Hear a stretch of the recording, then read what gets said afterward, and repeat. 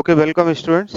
तो अभी जो है पिछले टर्न पर हम लोगों ने क्या देखा था, पोलरीमीट्री का एक्सपेरिमेंट काफी डिटेल में हमने तुम्हें बताया कैसे पोलरीमीटर एक्सपेरिमेंट वर्क करता है, कैसे पता करते हैं कि कोई कंपाउंड ऑप्टिकली एक्टिव है इनएक्टिव है। ये सारी चीजें हमने एक्सपेरिमेंट करके दिखाई।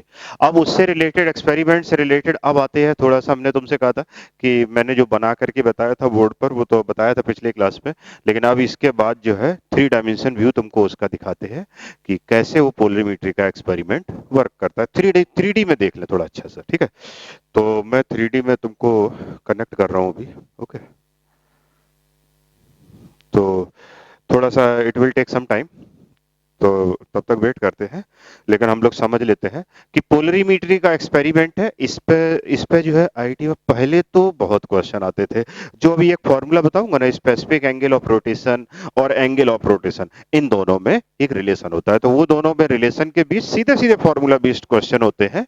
तो वो फॉर्मूला बेस्ड क्वेश्चन आपको बताने हैं। वो तुम्हें फॉर्मूला बेस्ड क्वेश्चन पूछे जा सकते हैं, वो सिंपल क्वेश्चन आ सकता है। फिलहाल ऐसा पूछा भी जा चुका है। तो अभी हम चलो देखेंगे। और है ना, ये हमारा ऑन हो चुका है वीडियो प्रोजेक्टर। तो मैं अभी जरा स्लाइड को सर्टेन फिक्स करता हूं और फिर उसके बाद इसको समझते हैं जरा। Okay,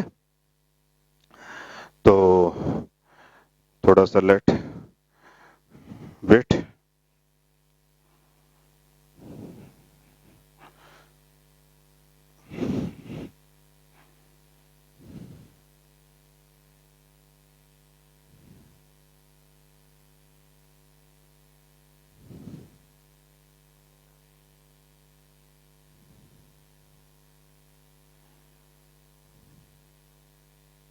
once a minute.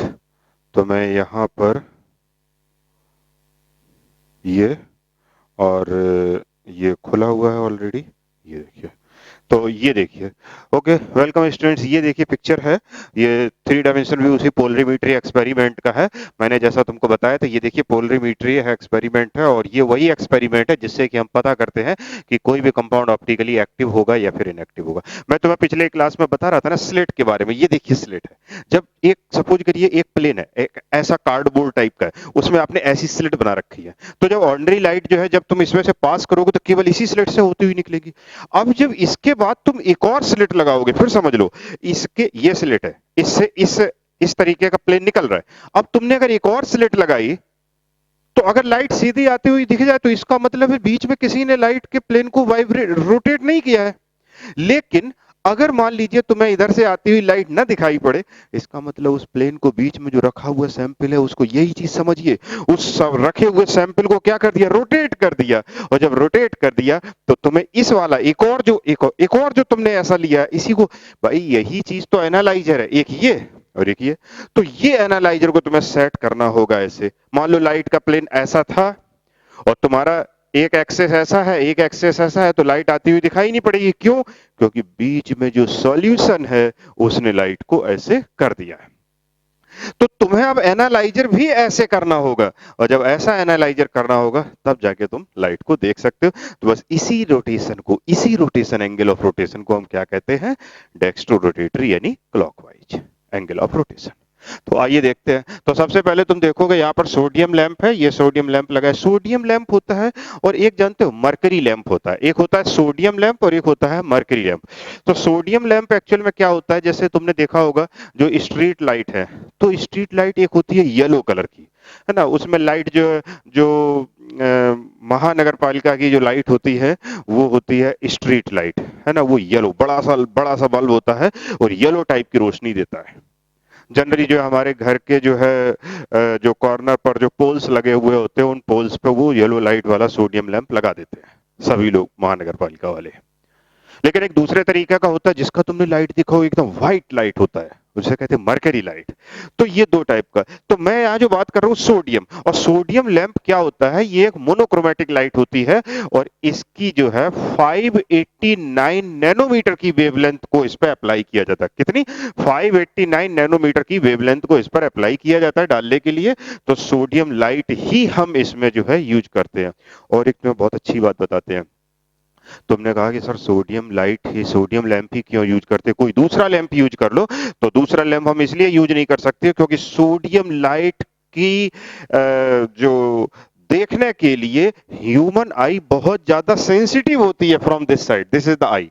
तो human eye is very much sensitive for to accuracy, so sodium light will be used here. तुमसे कोई पूछे सोडियम लाइट क्यों यूज करते, कोई दूसरी यूज कर लो, तुम कहोगे नहीं कोई दूसरी यूज नहीं कर सकते हैं, क्यों? क्योंकि ह्यूमन आई बहुत सेंसिटिव होती है इस लाइट को देखने के लिए। ओके, नाउ इसके बाद आते हैं सोडियम लैंप। तो ये सोडियम लैंप है, ये देखिए मोनोक्रोमेटिक फिल्टर है ना। तो ये मतलब सोडियम एक मोनोक्रोमेटिक लाइट होती है और इसमें जो है फिल्टर जो लगा हुआ है ये तुम्हारा, तो इसमें क्या है, दो टाइप की वेवलेंथ इसकी होती है, तो इससे केवल स्पेशली 589 नैनोमीटर की वेवलेंथ को यहाँ से हम पास करेंगे। Now this is the ordinary light. Ordinary light के जो है पार्टिकल्स हैं, they vibrate in all possible plane, तुम्हें कोई दिक्कत नहीं है, समझ गए हो। इसके बाद ये पोलराइजिंग फिल्टर रहा, तो जब ये पोलराइजिंग फिल्टर इन्होंने कह के लगा दिया, वही चीज निकॉल प्रिंस का काम होता है, एक ही बात होती है। तो ये तुमने लगा दिया, तो यहाँ पर जो है सारे प्लेन कट हो जाएंगे और केवल एक ही पॉसिबल प्लेन देखिए ऐसा, ये वाला प्लेन यहाँ से जा रहा है। ये तुमने सैंपल ट्यूब लगा दिया है तुमने, और ये सैंपल ट्यूब जब तुमने लगाया यहाँ पर, तो इस सैंपल ट्यूब का अंदर जो सॉल्यूशन है, इसके अंदर ये टेंडेंसी है कि ये जो है इसके प्लेन पोलराइज लाइट के जो है रोटेशन को उसको डेविएट कर सकता है। तो ये देखिए डेविएट कर रहा है, और जब ये डेविएट कर रहा है इस तरीके से, तो हमें यहाँ पर एक और, तुम ऐसा कह सकते हो बिल्कुल यही चीज लगा सकते हो, तो तुम्हें लाइट सीधी हुई आती हुई नहीं दिखेगी। ये तुम्हें ना, देखो ना इसमें ये कैसे ऐसा तिरछा हो गया, ये देखिए तिरछा हो गया, तो अब तुम्हें इस स्लिट को भी थोड़ा घुमा के तिरछा करना होगा, तभी जाके ये लाइट तुमको यहाँ से दिखाई पड़ेगी। यहाँ पर तुम्हारा ये एंगल मेंटेन है 0 डिग्री और 15 डिग्री, तो ये सब है, तो इससे आप एंगल ऑफ रोटेशन को देख सकते हैं। साथ ही साथ क्लॉकवाइज रोटेट किया है या फिर एंटी क्लॉकवाइज रोटेट किया है, ये भी चीज तुम समझ सकते हो। और साथ ही साथ में यहाँ पर एंगल ऑफ रोटेशन कितना होगा, ये चीज भी तुम्हें यहाँ पर देख लेना है कि एंगल ऑफ रोटेशन इसका कितना होगा। ओके, तो ये चीज तुमने देखा। ओके, वेट करना बेटा। ये तो ये एंगल ऑफ रोटेशन, इसे हम एनालाइजर फिल्टर कहते हैं और इसे डिटेक्टर कहते हैं। तो बस यही एक्सपेरिमेंट है ना। तो ये तुम एक्सपेरिमेंट समझ सकते हो बहुत ही अच्छी तरीके से, ये एक्सपेरिमेंट, इसमें कोई दिक्कत नहीं है। आइए एक और एक्सपेरिमेंट तुम्हें यही सेम फिगर तुमको दिखाते हैं इसमें भी। तो एक सेकंड जरा, ये देखिए ये भी वही एक्सपेरिमेंट है।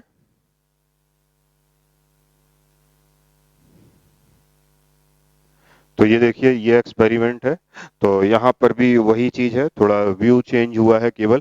ये देखिए सोडियम लैंप है, सोडियम लैंप जो है यहाँ पर तुम्हारा ये मोनोक्रोमेटिक लाइट है, लेकिन पार्टिकल ऑल पॉसिबल प्लेन में वाइब्रेट करेंगे। जब इस स्लिट से पास करोगे, आप निकोल प्रिज्म से पास कर सकते हैं या पोलराइजिंग फिल्टर से पास कर सकते हैं, एक ही प्लेन केवल इसमें से निकल करके जाएगा। फिर तुमने इसमें बीच में ये लगा दिया सैंपल ट्यूब, सैंपल ट्यूब लगाओगे तो इसने प्लेन को रोटेट कर दिया, अगर आप ऑप्टिकली एक्टिव सब्सटेंस है तो। और जब इसने रोटेट कर दिया, तो ये जो तुम्हारा है एनालाइजर लगाया हुआ है, इसको तुम्हें इसके अकॉर्डिंग रोटेट करना पड़ेगा। तो जब इसको इसके अकॉर्डिंग रोटेट करोगे और फिर तुम्हें आई से दिखाई पड़ेगा, तो ये डिफाइन करेगा कि एंगल ऑफ रोटेशन उसका कैसा है ना, क्लॉकवाइज है कि एंटी क्लॉकवाइज है, और साथ ही साथ में magnitude of angle of rotation भी तुमको बताएगा कि ये कितना है। तो इस तरीके से ये चीज जो है हम यहाँ पर बता सकते हैं।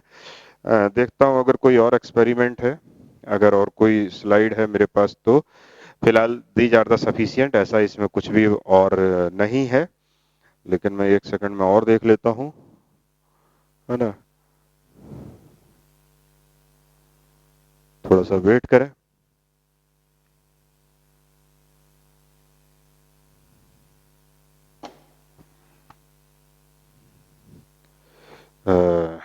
ये है, तो ये थोड़ा सा इसका जो है वो चेंज हुआ है, थोड़ा सा ये एंटर, इसका अलाइनमेंट चेंज हुआ है, तो कोई बात नहीं, इसको छोड़िए, है ना, हम लोग समझ तो चुके ही हैं, वो नहीं, वही वही वाला फिगर है। एक और मैंने मेरे पास है फिगर, देखता हूँ। अच्छा ये बहुत छोटा फिगर है, चलिए आइए हमें थोड़ा सा इसको भी देख लेते हैं इसको।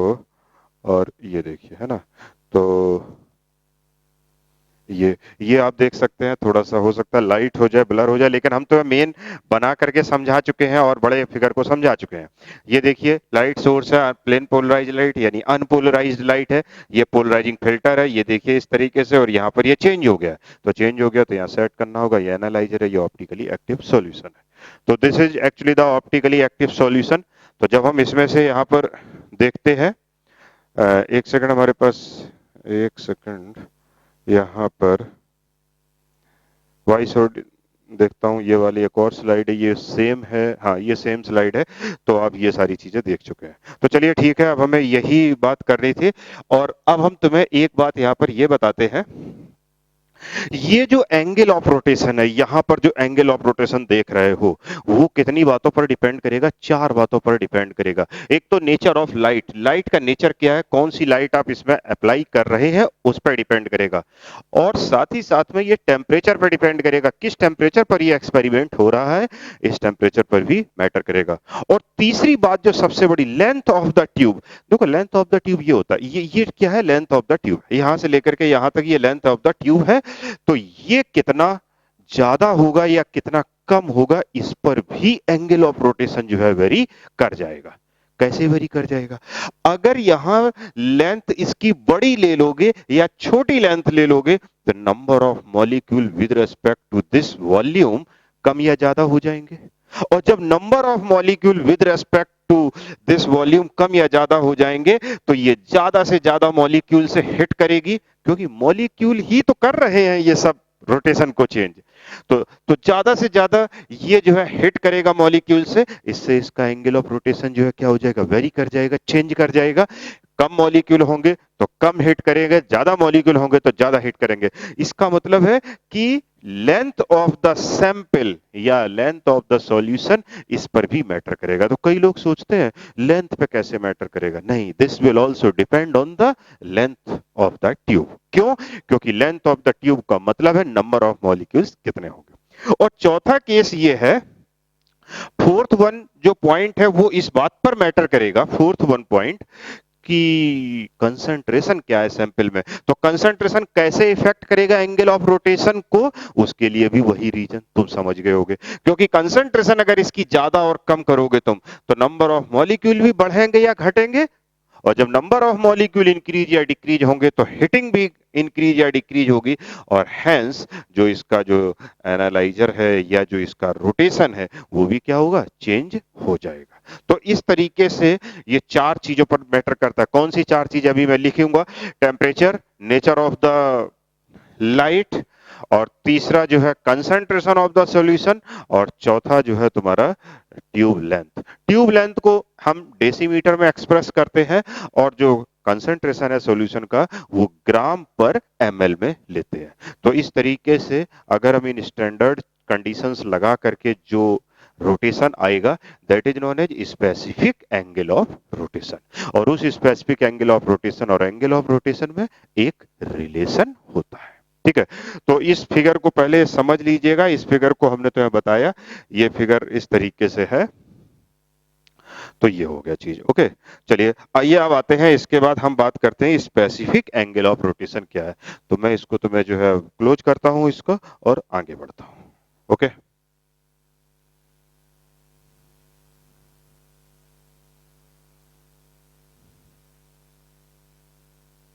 ठीक है, चलिए आइए इसके बाद, तो इसके बाद अब हम आते हैं,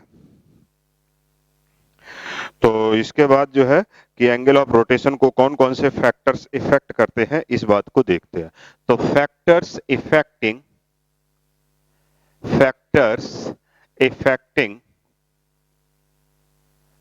factors affecting angle of rotation, factors affecting angle of rotation. Angle of rotation को कैसे, कौन से फैक्टर इफेक्ट करते हैं? तो ये तो हो गया एक अल्फा, अल्फा हो गया, कहीं कहीं पर लोग थीटा लिख देते हैं, तो this is the alpha, actually angle of rotation, ये alpha, this alpha is the angle of rotation, and this bracket close, and this is specific angle of rotation, specific angle of rotation, okay। और एक और बात बताएं तुमको हम यहाँ पर, स्पेसिफिक एंगल ऑफ रोटेशन जब ऐसे डिनोट किया जाता है, ये क्या होता है तुम्हारा डी लाइन, और यहां पर होता है 25 डिग्री सेल्सियस। तो ये लिखने का तरीका है, 25 डिग्री सेल्सियस मतलब रूम टेम्परेचर हम लेते हैं स्टैंडर्ड में, और ये डी लाइन, हाँ, सोडियम का 589 नैनोमीटर का जो वेवलेंथ होता है, 589 नैनोमीटर की जो वेवलेंथ होती है, उसको स्पेशली कहा जाता है डी लाइन, है ना। तो ये डी लाइन, ये कौन सी वेवलेंथ है? 589 नैनोमीटर। तो तुमसे अगर कोई कभी पूछता है तो तुम फौरन बता दो कि डी लाइन का मतलब है 589 नैनोमीटर वेवलेंथ। तो ये हो गया। तो अब आते हैं, तो मैं थोड़ा सा स्पेसिफिक एंगल ऑफ रोटेशन जो है तुमको बता देता हूं क्या होता है। तो आइए, specific angle of rotation define कर देता हूं। Specific angle of rotation, specific angle of rotation is the number of degree of rotation, is the number of degree of rotation, is the number of degree of rotation observed, is the number of rotation, degree of rotation observed if a, standard बात है, if a 1 decimetre, 1 decimetre मतलब 10 centimetre. तो 1 decimetre यानी 10 centimetre tube is used, ये मतलब standard में है कि 1 डेसीमीटर आपको यूज करना है। Tube, tube is used, tube is used and the compound and concentration has, concentration कितनी होनी चाहिए? 1 ग्राम पर ml, ये स्टैंडर्ड डेफिनेशन की बात है। तो 1 ग्राम पर ml। So this is the specific rotation. तो स्पेसिफिक एंगल ऑफ रोटेशन क्या है कि एक 1 ग्राम पर ml तुम्हारा सॉल्यूशन का कंसेंट्रेशन होना चाहिए और साथ ही साथ में 1 डेसीमीटर का ट्यूब लेंथ होना चाहिए। अगर इतना चीजें हैं तो इसका मतलब है स्पेसिफिक एंगल ऑफ रोटेशन है। तो आइए फैक्टर्स जरा देख लेते हैं किस किस बात पर डिपेंड करेगा। तो सबसे पहले wavelength of the light used, सबसे पहले किस वेवलेंथ की लाइट यूज कर रहे हो उस पर डिपेंड करेगा। तो wavelength of the light used, okay. तो wavelength of the light used, इसमें हमें क्या करना है, हमारे पास जो है वो है सोडियम लैंप और 589.3 है बेसिकली, लेकिन वो चलेगा सोडियम लैंप 589.3 नैनोमीटर वेवलेंथ, है ना। ये क्या है तुम्हारा? वेवलेंथ है। This is equal to lambda, ये लैम्डा है। तो ये हो गया।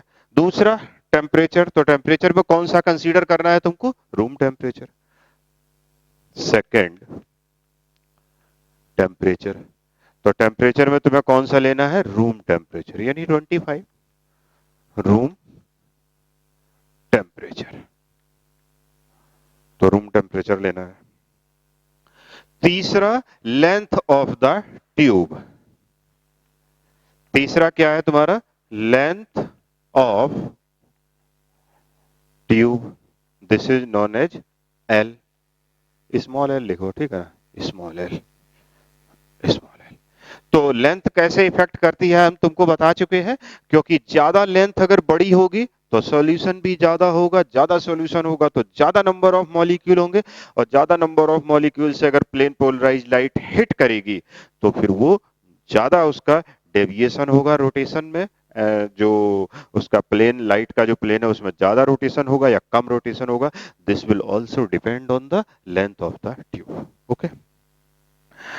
तो तो इसमें जो है हम ये लिख सकते हैं लेंथ ऑफ द ट्यूब में कि अल्फा जो है लेंथ ऑफ द ट्यूब के डायरेक्टली प्रोपोर्शनल होगा। तो ये लिखा, और ये जो है तुम्हारा alpha is directly proportional to angle of rotation.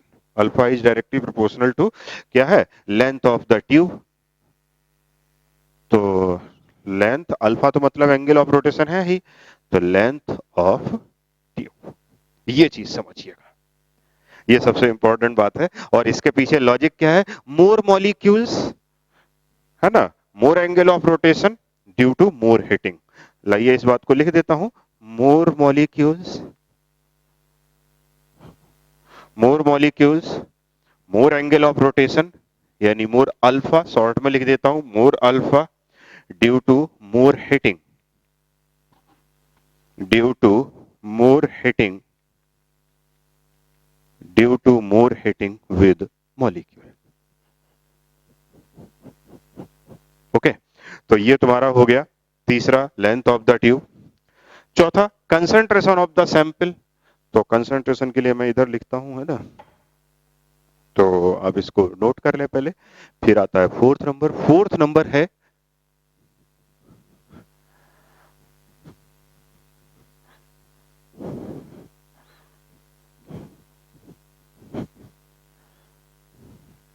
तो फोर्थ नंबर है, और फोर्थ नंबर क्या है तुम्हारा? Concentration of sample.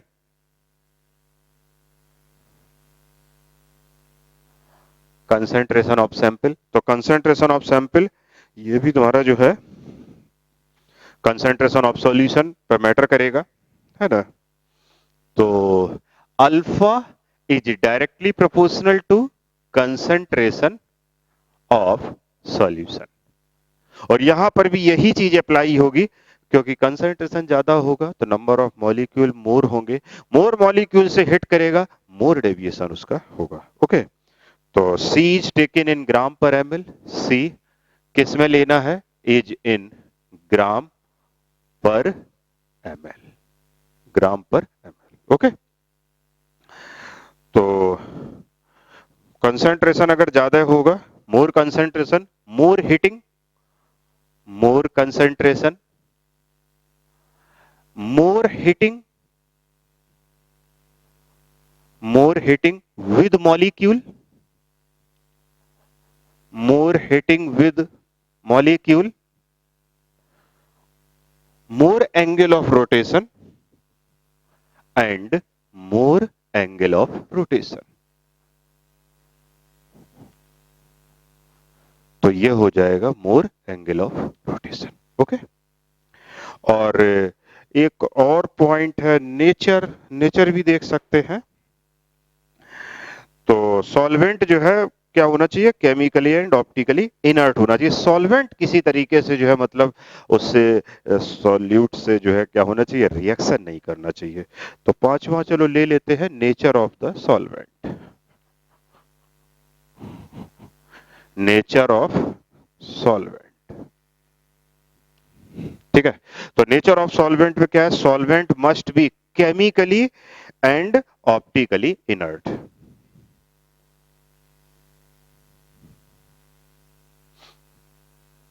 सॉल्वेंट कैसा होना चाहिए? केमिकली एंड ऑप्टिकली इनर्ट होना चाहिए, ठीक है। तो solvent must be chemically, chemically inert होना चाहिए मतलब रिएक्शन नहीं करना चाहिए, और ऑप्टिकली इनर्ट का मतलब है कि ऑप्टिकल ऐसा ना हो कि वो भी अपना कुछ रोटेशन शो करे, पता लगे वो खुद भी ऑप्टिकली एक्टिव है जो सॉल्वेंट लिया है। तो solvent must be chemically and optically inert, optically inert. Okay, तो ये तुम इस तरीके से बता सकते हो यहां पर कि कैसे करेंगे। और अब आते हैं इस पर कि जो है इसमें रिलेशन है स्पेसिफिक एंगल ऑफ रोटेशन और नॉर्मल एंगल ऑफ रोटेशन, इन दोनों में एक रिलेशन है। तो वो रिलेशन क्या है वो हम बताते हैं तुमको। ओके,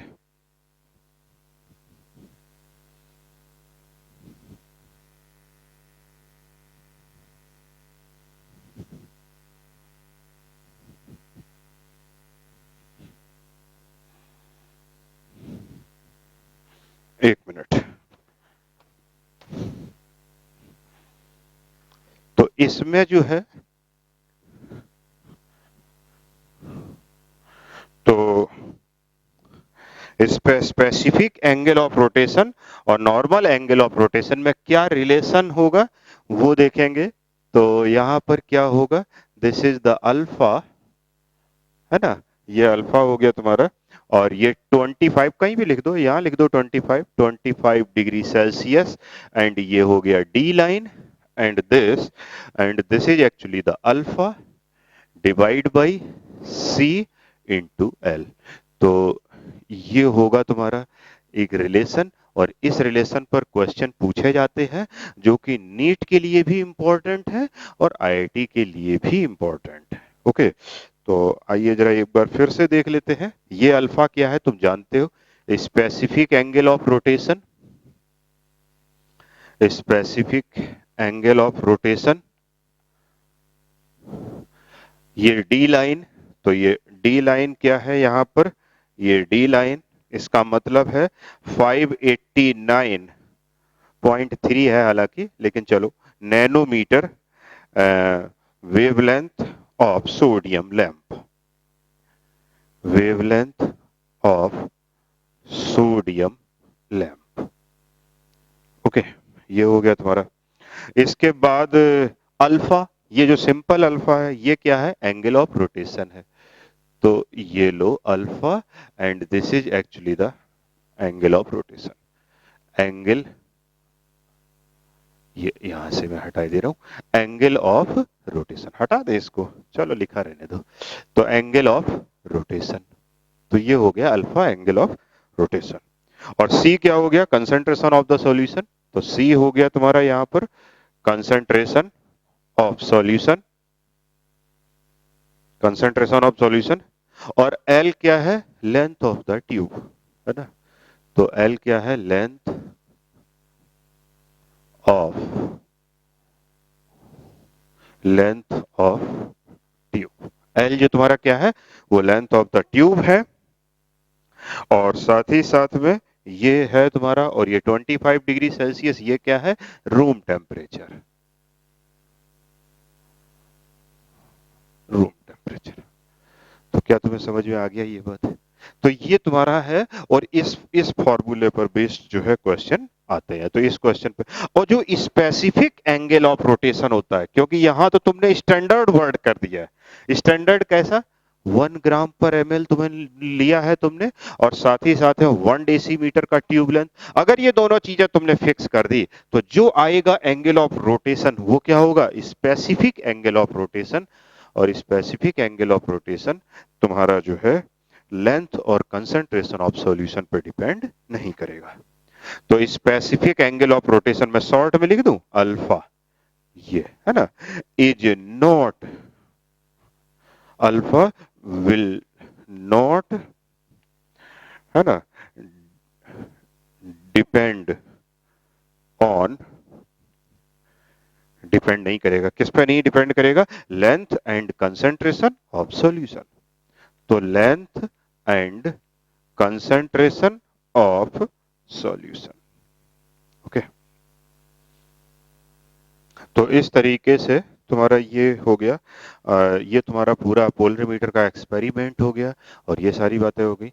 और अब हम जो है इसमें तुम्हें ये बताएंगे, अब इस पे जो क्वेश्चन आते हैं आईआईटी में पूछे जा चुके हैं क्वेश्चन, वो देखते हैं, और आगे भी पूछे जा सकते हैं। ओके, और तो उनको देखते हैं। तो पहले मैं एक बहुत ही सिंपल क्वेश्चन कराता हूं, तो पहले मैं जरा इसको हटा दूं, फिर उसके बाद कराते हैं, ठीक है।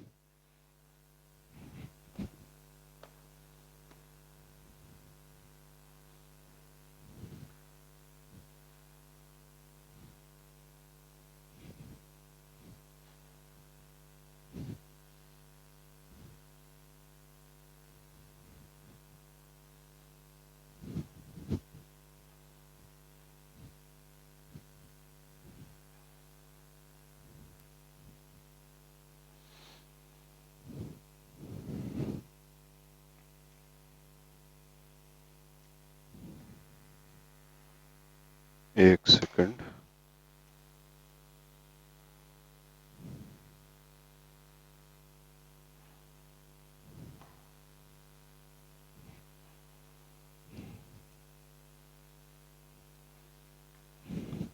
तो आइए क्वेश्चन पर आते हैं। और क्वेश्चन क्या है, कंपाउंड एक्स, सिंपल क्वेश्चन है, बिल्कुल फॉर्मूला बेस्ड है। Compound x has, compound x has alpha +70, plus, plus का मतलब तुम जानते हो, क्लॉकवाइज में रोटेशन है तो प्लस, एंटी क्लॉकवाइज में तो है माइनस। तो alpha for 2 gram, for 2 gram पर ml, 2 ग्राम पर ml सॉल्यूशन, 2 ग्राम पर ml solution in sample of, in sample of L equal to 1, L equal to 1 decimetre, ठीक है। Calculate specific angle of rotation, तो calculate alpha D lambda, specific angle of rotation जो है क्या करना है तुमको, कैलकुलेट करना। तो वेरी इजी क्वेश्चन, तुम्हारा फॉर्मूला क्या होता है, अल्फा डी लैम्डा, वही 589.3, that is the alpha divide by C into L. तो अल्फा तुम्हारा कितना दिया हुआ है, ये दिया हुआ है 70 डिग्री, डिवाइड बाई सी, सी कितना है 2 ग्राम पर एमएल, तो ये सी हो गया तुम्हारा 2 ग्राम पर एमएल, और साथ ही साथ 1 डेसीमीटर, तो 2 इंटू 1, तो कितना हो गया +35 डिग्री, है ना। बहुत ही बच्चों वाले क्वेश्चन है ये। तो ये तो बहुत आसान क्वेश्चन है, खैर ये हो गया। आइए इसके बाद एक और दूसरा क्वेश्चन करते हैं, उसको देखते हैं, ठीक है। तो उसको लिख लें, ऑब्जर्व रोटेशन, अभी क्या करना है, ऑब्जर्व रोटेशन देखना है। तो ऑब्जर्व रोटेशन, इसको हटाता हूं पहले।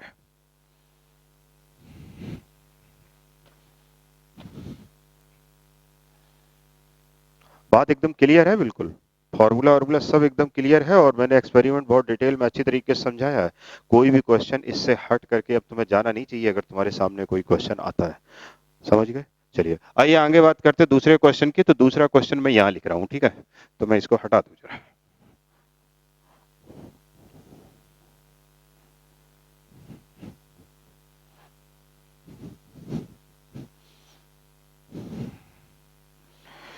तो दूसरा क्वेश्चन है, observe rotation, question 2, observe rotation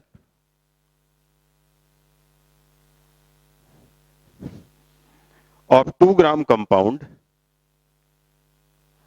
observed rotation of 2 gram compound in 10 ml, 2 gram compound in 10 ml of solution, in 10 ml of solution in a polarimeter tube, है ना, in a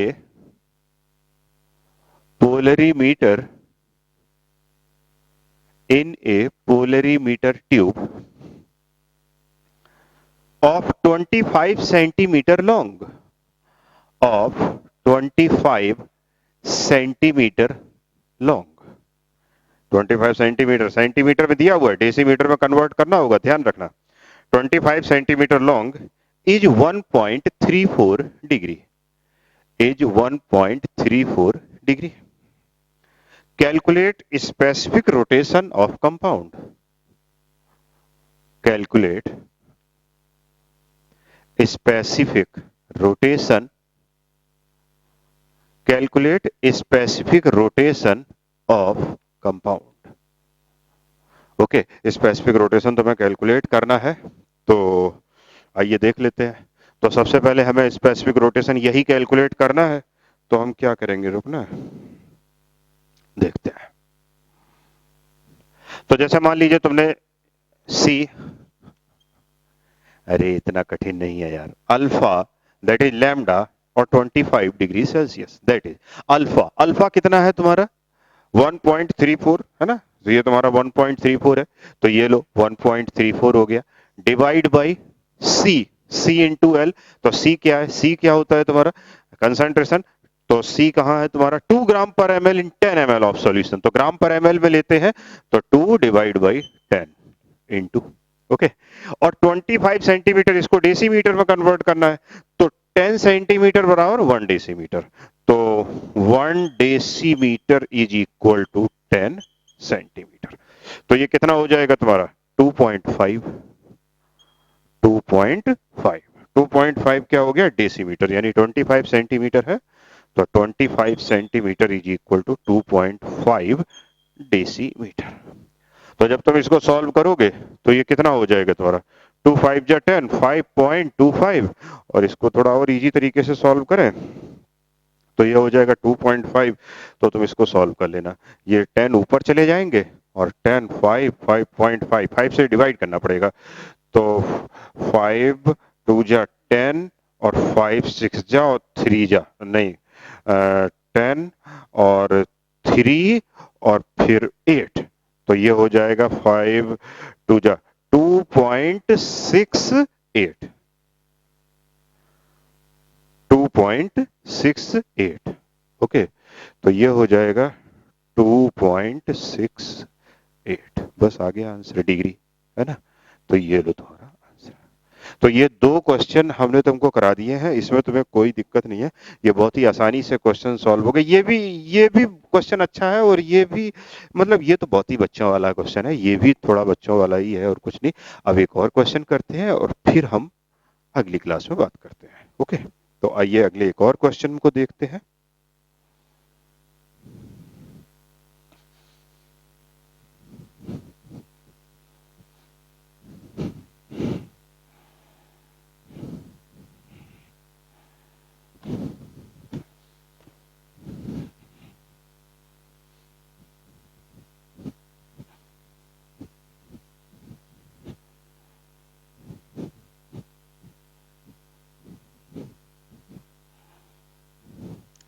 तो आइए, तो पहले जरा लिख लें, थोड़ा क्वेश्चन इस बार बड़ा है।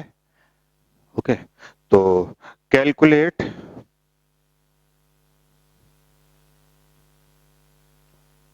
कैलकुलेट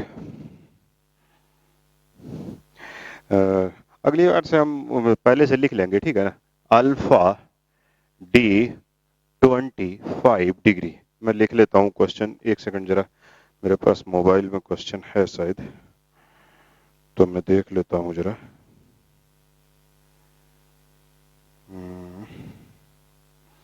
नहीं, इसमें नहीं है, इसमें है।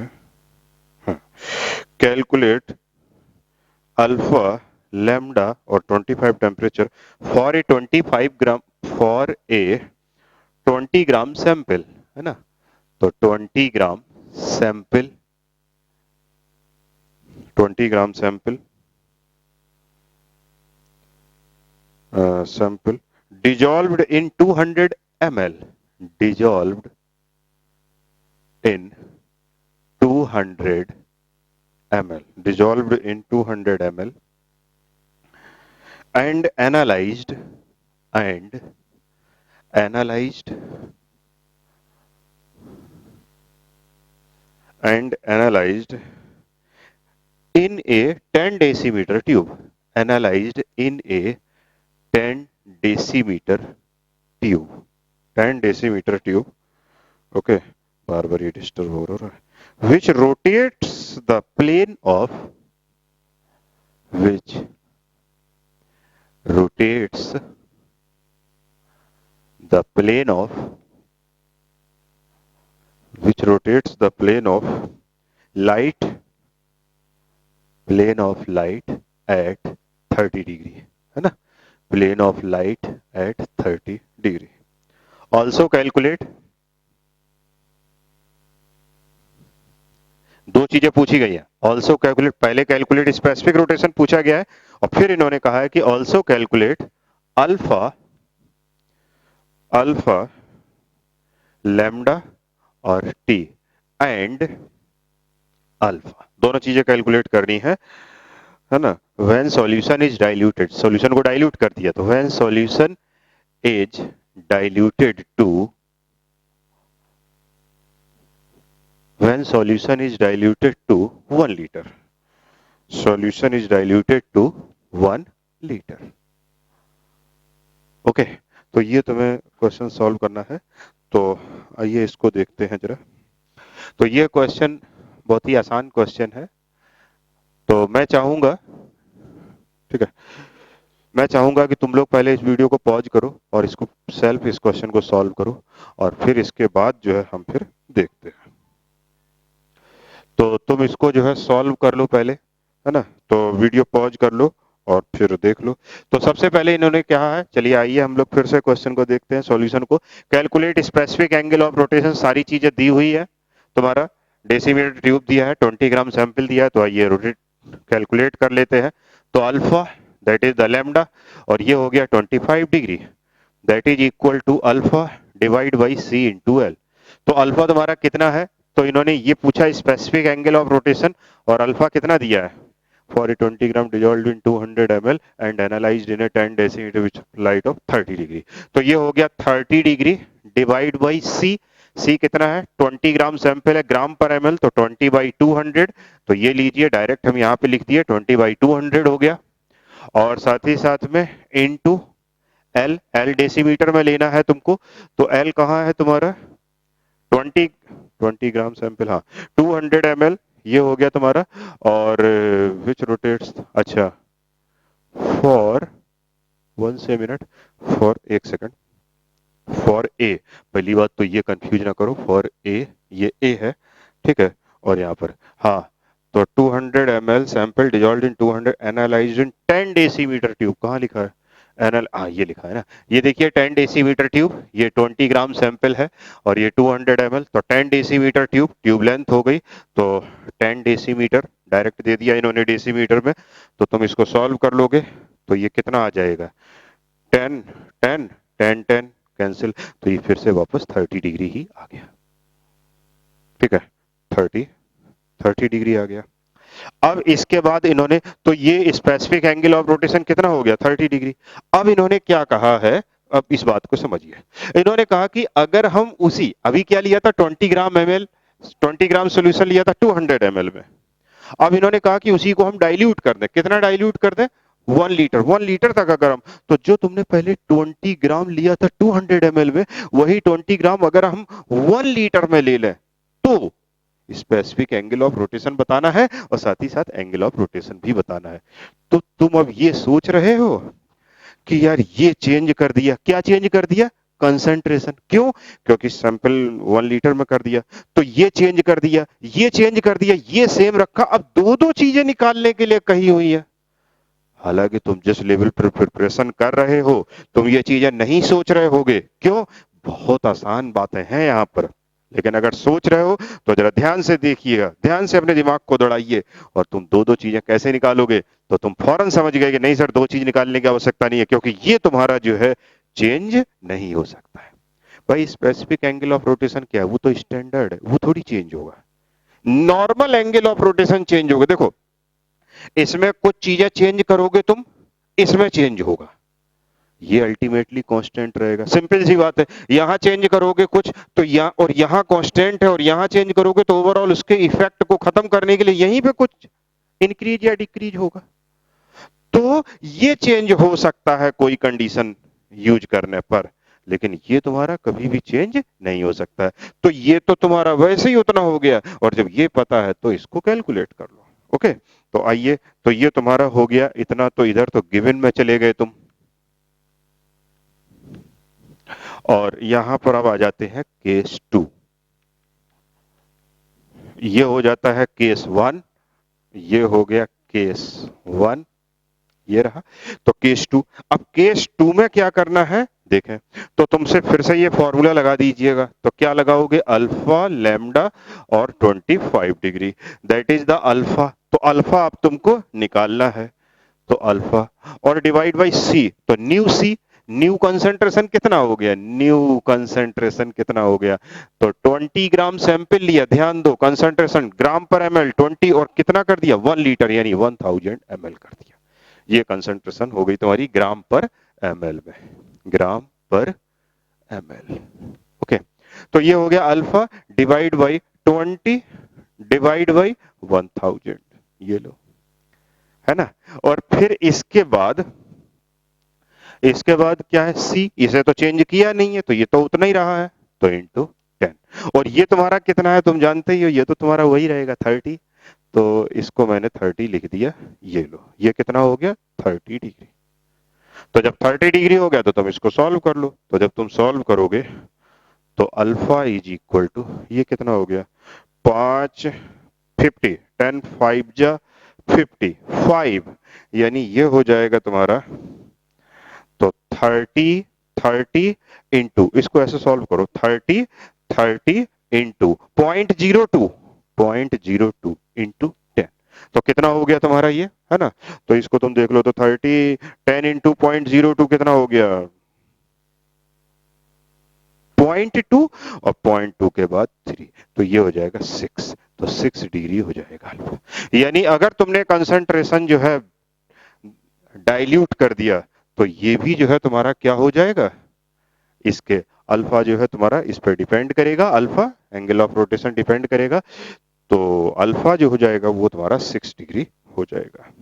यानी सीधी सी बात है, तुमने कंसंट्रेशन कम कर दी तो अल्फा भी तुम्हारा क्या हो गया, कम हो गया। अगर कंसंट्रेशन कम कर दोगे तो अल्फा भी कम हो जाएगा, अगर कंसंट्रेशन बढ़ा दोगे तो अल्फा भी क्या हो जाएगा, बढ़ जाएगा। क्यों?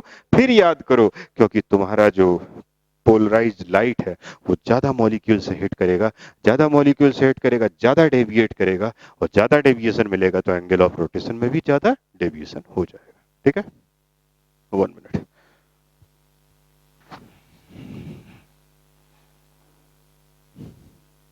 ठीक है, तो चलिए स्टूडेंट्स, ये सारी बातें खत्म हुई। अब हमने इस क्लास में तुम्हें ये बता दिया पोलरीमीटर एक्सपेरिमेंट के बारे में, और सारी चीजें तुमको बता दी। और कल हम लोग इस बात पे थोड़ी सी बात करेंगे कि जो है थ्योरेटिकली क्या कंडीशन होती है किसी भी कंपाउंड को ये बताने के लिए, किसी भी कंपाउंड को। ये तो भाई एक्सपेरिमेंट तो नहीं करना है ना हमको, थ्योरेटिकली कोई कंपाउंड तुमने हमें दे दिया है, तुमने दे दिया लैक्टिक एसिड, टार्टरिक एसिड, है ना, कोई भी अमीनो एसिड, तो तुमने पूछा कि सर ये ऑप्टिकली एक्टिव होगा कि नहीं, तो ऐसा तो नहीं हम एक्सपेरिमेंट करेंगे जा करके, तो उसे हम कैसे बताते हैं फिर हम ये अगली बात अगली क्लास में करते हैं। ठीक है, तब तक तुम जो है इसको रिवाइज करो और पढ़ो। ऑप्टिकल आइसोमेरिज्म बहुत अच्छा टॉपिक है, इसके क्वेश्चन आईआईटी में सिलेक्टेड क्वेश्चन आते हैं और नीट में भी एक अच्छे क्वेश्चंस माने जाते हैं इसके आने। ठीक है, तो ओके स्टूडेंट्स, नेक्स्ट क्लास में मिलते हैं, तब तक केयर करिएगा।